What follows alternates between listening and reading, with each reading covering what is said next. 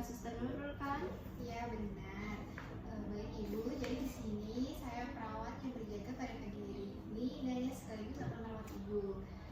Bagaimana keadaan Ibu sekarang? Saya masih terus mendengar suara-suara itu, Sus.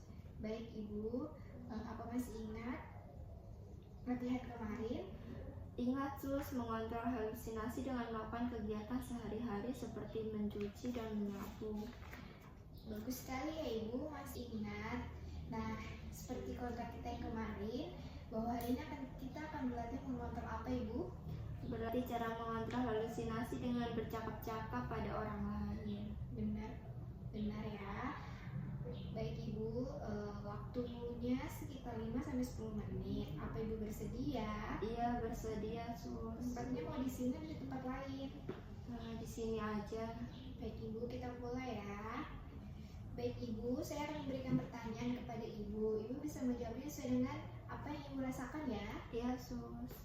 Nah, apakah Ibu mendengar suara tersebut? Apa ada wujudnya?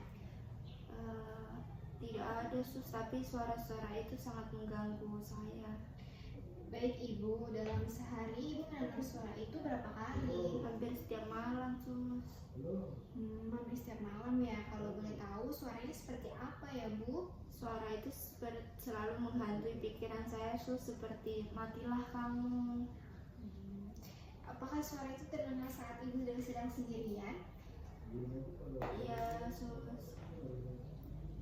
Apa yang Ibu rasakan saat Ibu mendengar suara itu? Dan apa yang Ibu lakukan saat itu juga? Aduh, saya takut sekali, Sus. Saya mendengar suara itu hanya berteriak, Sus, seperti saya tidak mau mati. Apakah cara itu berhasil membuat suara itu pergi Ibu? Tidak juga, Sus, masih terdengar. Kalau begitu Ibu tenang ya. Bagaimana kalau sekarang kita berlatih cara menghilangkan suara itu? Bagaimana caranya, Sus? Baiklah Ibu, caranya ini, jika suara itu terdengar lagi, Ibu langsung saja mencari teman yang bisa Ibu ajak bicara seperti tolong saya mendengar suara itu lagi, mari mengobrol dengan saya. Contohnya seperti Ibu bisa menanyakan siapa namanya, hal apa yang membuat Ibu senang, di mana tempat yang membuat Ibu nyaman. Dan jika Ibu sedang di rumah, Ibu bisa minta tolong pada suami atau anak Ibu seperti Bapak, Adek, ayo mengobrol dengan saya. Sudah mulai mendengar suara itu lagi. Seperti itu ya Bu. Coba Ibu lakukan seperti apa yang saya lakukan. Tolong, saya mendengar suara itu. Ayo mengobrol dengan saya. Ibu namanya siapa? Hal apa yang membuat Ibu senang dan tempat seperti apa yang membuat Ibu nyaman? Baik Ibu, coba ulangi sekali lagi.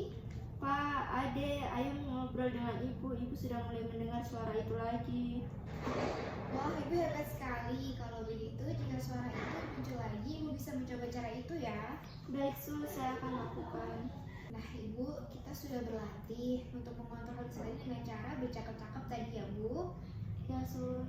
Bagaimana perasaan Ibu sekarang setelah bercakap-cakap tadi? Alhamdulillah, Sus, saya sedikit tenang dan jadi tahu cara mencegah suara-suara itu. Coba Ibu ulangi lagi yang saya ajarkan tadi ya Bu. Tolong, saya mendengar suara itu. Ayo mengobrol dengan saya. Ibu namanya siapa? Hal apa yang membuat Ibu senang? Dan tempat apa yang membuat Ibu nyaman? Pak, Ade, ayo mengobrol dengan Ibu.